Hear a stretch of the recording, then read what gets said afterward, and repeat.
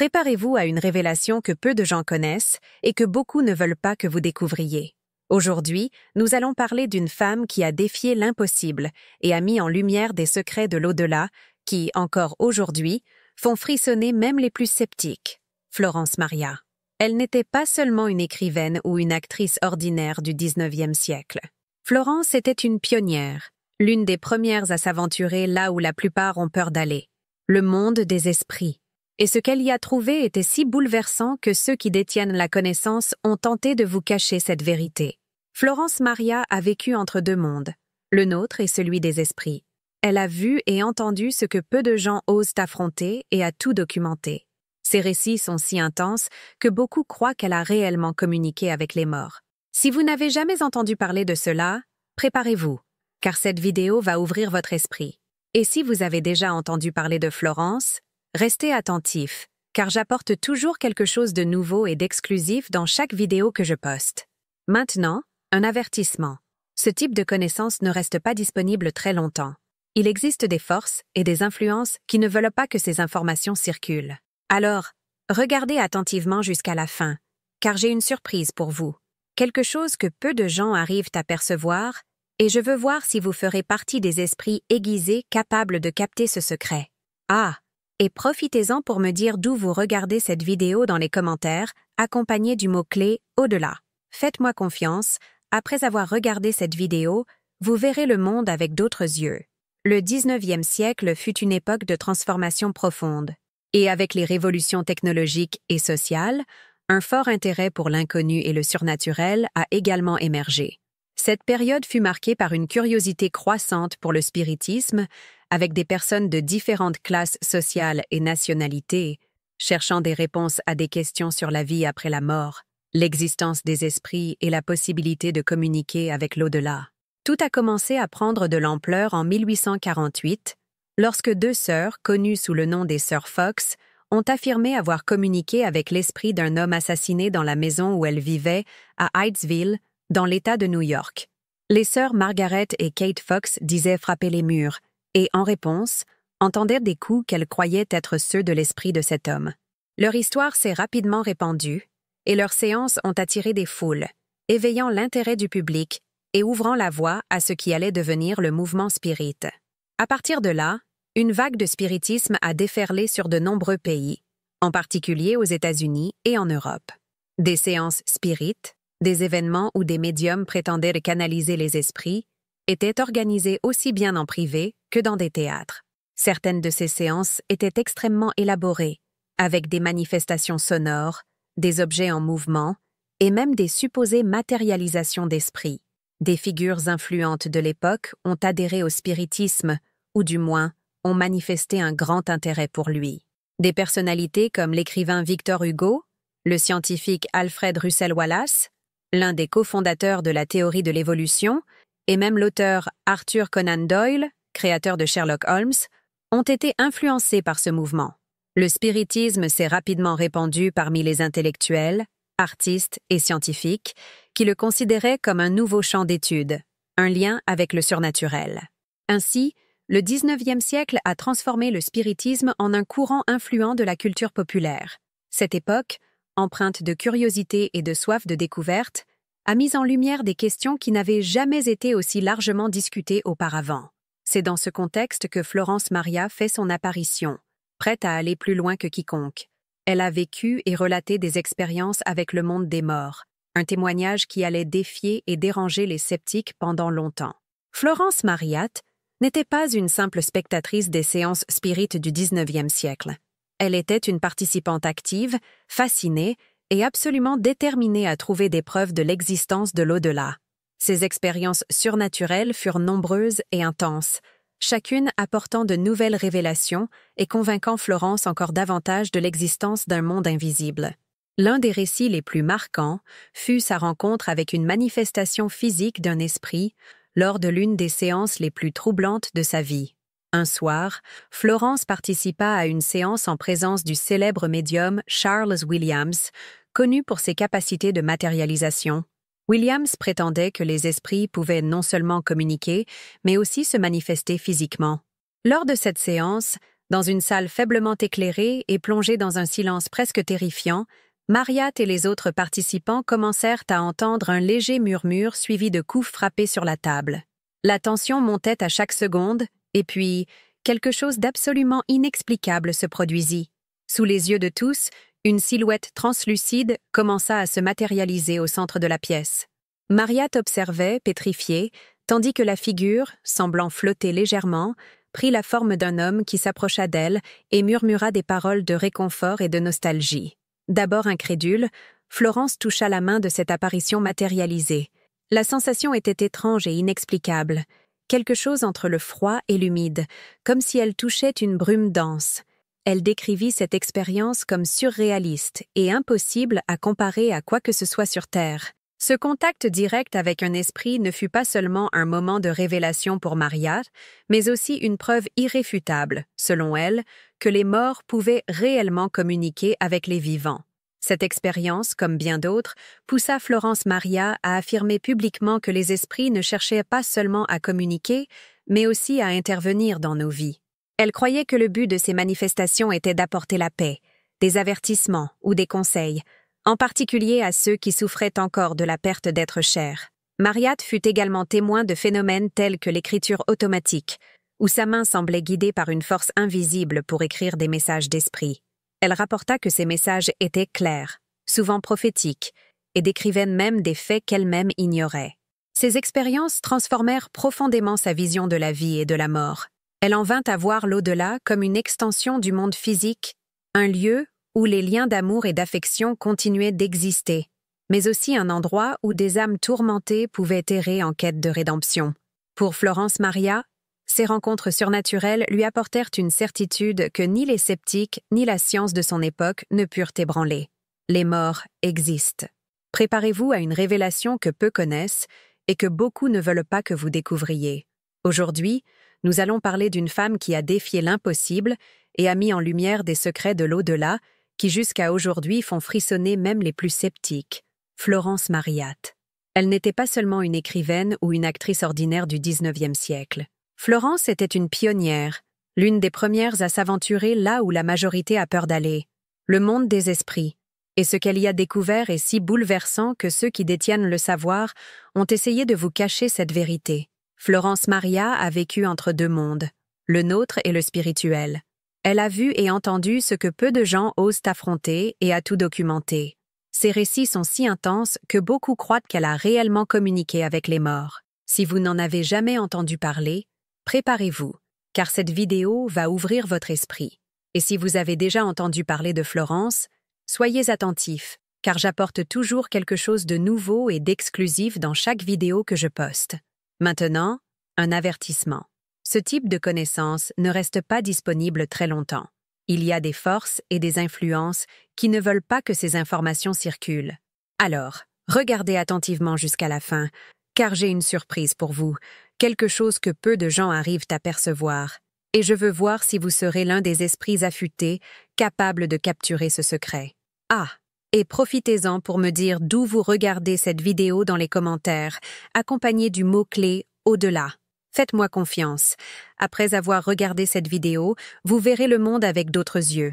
Le XIXe siècle fut une ère de transformation profonde, et, avec les révolutions technologiques et sociales, est aussi apparu un fort intérêt pour l'inconnu et le surnaturel.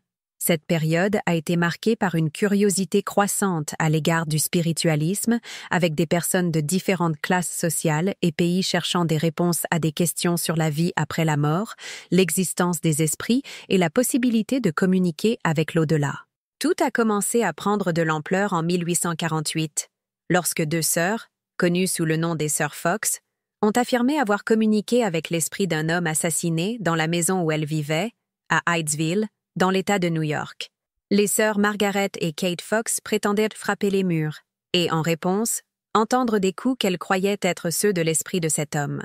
Leur histoire s'est rapidement répandue et leurs séances ont attiré des foules, éveillant l'intérêt du public et ouvrant la voie à ce qui allait devenir le mouvement spiritualiste.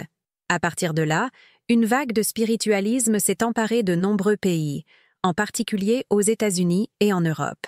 Des séances spirites, des événements où des médiums étaient supposés canaliser des esprits, étaient organisés en privé, et même dans des théâtres. Certaines de ces séances étaient extrêmement élaborées, avec des manifestations sonores, des objets en mouvement et même de supposées matérialisations d'esprits. Des figures influentes de l'époque ont adhéré au spiritualisme, ou du moins ont manifesté un grand intérêt pour lui. Des personnalités comme l'écrivain Victor Hugo, le scientifique Alfred Russel Wallace, l'un des cofondateurs de la théorie de l'évolution, et même l'écrivain Arthur Conan Doyle, créateur de Sherlock Holmes, ont été influencés par le mouvement spiritualiste. Le spiritualisme s'est rapidement propagé parmi les intellectuels, les artistes et les scientifiques qui cherchaient à comprendre ce qu'ils croyaient être un nouveau champ d'étude, un lien avec le surnaturel. Ainsi, le XIXe siècle a transformé le spiritualisme en un courant influent de la culture populaire. Cette époque était remplie de curiosité et d'un désir de dévoiler l'inconnu. Elle a soulevé des questions qui n'avaient jamais été discutées aussi largement. Dans ce contexte, Florence Maria est apparue, prête à aller au-delà de tous, vivant et relatant des expériences avec le monde des morts, un récit qui défierait et troublerait les sceptiques pendant longtemps. Florence Maria n'était pas seulement une spectatrice des séances spirites du XIXe siècle. Elle était une participante active, fascinée et absolument déterminée à trouver des preuves de l'existence de l'au-delà. Ses expériences surnaturelles ont été nombreuses et intenses, chacune d'entre elles apportant de nouvelles révélations et laissant Florence encore plus convaincue de l'existence d'un monde invisible. L'une des histoires les plus marquantes fut la rencontre qu'elle eut avec une manifestation physique d'un esprit lors d'une des séances spirites les plus troublantes de sa vie. Un soir, Florence a participé à une séance en présence du célèbre médium Charles Williams, connu pour ses capacités de matérialisation. Williams prétendait que les esprits pouvaient non seulement communiquer, mais aussi se manifester physiquement. Lors de cette séance, dans une pièce faiblement éclairée et plongée dans un silence presque effrayant, Mariatte et les autres participants ont commencé à entendre un léger murmure, suivi de coups sur la table. La tension augmentait chaque seconde. Et puis, quelque chose d'absolument inexplicable s'est produit. Devant tout le monde, une figure translucide a commencé à se matérialiser au centre de la salle. Mariatte observait, sous le choc, tandis que la figure, qui semblait légèrement flotter, prenait la forme d'un homme qui s'approcha d'elle et murmura des mots de réconfort et de nostalgie. D'abord incrédule, Florence alla jusqu'à toucher la main de cette figure matérialisée. La sensation était étrange et inexplicable, quelque part entre le froid et l'humide, comme si elle touchait une brume dense. Elle a décrit l'expérience comme surréaliste et impossible à comparer à quoi que ce soit sur Terre. Ce contact direct avec l'esprit n'a pas seulement été un moment de révélation pour Mariatte, mais aussi une preuve irréfutable, pour elle, que les morts pouvaient réellement communiquer avec les vivants. Et parmi nous, et dans certaines conditions, ils pourraient même toucher et parler aux vivants. Les histoires de Florence Maria sont plus que les récits d'une femme fascinée par le spiritualisme. Elles sont des fragments d'un voyage vers l'inconnu, une tentative audacieuse de documenter ce que beaucoup préféraient de garder secret. Ces expériences n'ont pas seulement façonné ses croyances, mais elles ont aussi résonné comme un appel pour ceux qui, comme elle, cherchaient dans le monde insondable des esprits. Florence Mariatte prétendait avoir découvert une terrible vérité sur l'au-delà, une vérité que peu oseraient affronter. Selon elle, le monde des morts était un reflet amplifié du monde des vivants, où les actions de chacun durant sa vie déterminaient son destin après la mort. Pour Maria, la vie ne s'arrêtait pas avec le dernier souffle, et la manière dont une personne choisissait de vivre influençait non seulement son propre esprit, mais aussi ceux qui viendraient après la mort. Elle croyait qu'il existait deux chemins dans l'au-delà, l'un pour ceux qui avaient vécu avec vertu et compassion, et l'autre pour ceux qui avaient causé de la souffrance ou agi de manière égoïste. Mariatte décrivait ces esprits tourmentés comme des âmes en souffrance, errant entre les dimensions en quête de rédemption. Ces esprits, selon elle, étaient capables d'influencer la vie des vivants, se manifestant auprès de ceux qu'ils aimaient ou cherchant même à corriger les erreurs qu'ils avaient commises de leur vivant. L'une des vérités que Mariatte partageait dans ses récits était que la souffrance des esprits pouvait être si profonde et durable qu'ils cherchaient de l'aide et du réconfort auprès des vivants. Elle affirmait que de nombreux esprits s'attachaient à leurs anciens liens, essayant d'aider leurs proches ou leurs amis, en envoyant des messages d'alerte ou de guidance. Marriott croyait que les morts, loin d'être des êtres déconnectés, influençaient encore la vie de ceux qu'ils avaient laissés derrière eux, que ce soit pour prévenir des malheurs ou guider dans des décisions difficiles. Pour Florence, cette interaction entre les morts et les vivants n'était pas seulement possible, c'était une réalité. Elle décrivait l'au-delà comme un plan où les esprits pouvaient progresser spirituellement en aidant les vivants, créant ainsi une connexion d'apprentissage mutuel entre les deux mondes. Cette vision frappante et terrifiante de l'au-delà reconfigure notre compréhension du surnaturel, montrant que le monde des morts n'était pas simplement un mystère sans lien avec le nôtre, mais une extension spirituelle profondément connectée à la vie terrestre. Florence Maria croyait que cette vérité devait être partagée, car elle transformait notre façon de penser le surnaturel, donnant un nouveau sens à la responsabilité morale et spirituelle. Pour elle, savoir que la vie résonne au-delà de la tombe devrait amener chacun à réfléchir à la façon dont il vit, conscient que ses actions pourraient impacter l'éternité. Florence Maria développa une série de théories fascinantes sur la communication entre les vivants et les morts, croyant que ce lien était un pont spirituel fondamental. Elle soutenait que les esprits utilisaient une variété de méthodes pour communiquer et que ce besoin émergeait souvent de questions non résolues, de liens affectifs ou d'un fort désir de guider ou d'alerter leurs proches. Pour Florence, la communication spirituelle n'était pas un phénomène aléatoire, mais bien un processus intentionnel où les esprits cherchaient à transmettre des messages importants ou, dans certains cas, à trouver réconfort et pardon. L'un des moyens de communication les plus connus que Marriott croyait et qu'elle avait observé était l'écriture automatique, un phénomène où le médium ou la personne connectée à l'esprit écrivait des mots ou des phrases sans contrôle conscient, guidés par une force invisible. Lors de nombreuses séances spirites, Florence vit des mains se mouvoir seules, écrivant des messages complexes qui révélaient des détails intimes ou des connaissances surprenantes. Selon elle, ces messages venaient directement des esprits et étaient souvent chargés d'émotions, apportant réconfort ou avertissement aux familles.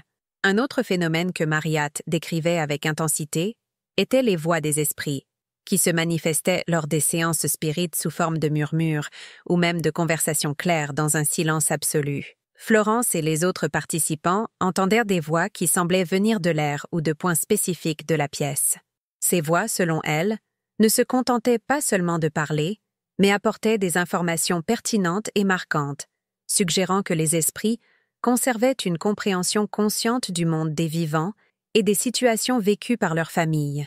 En outre, Florence rapporta des expériences de matérialisation physique, des apparitions momentanées de figures spirituelles. Elle vit des silhouettes, des formes translucides, et même des figures humaines entières, qui surgissaient brièvement lors de séances avec des médiums habiles.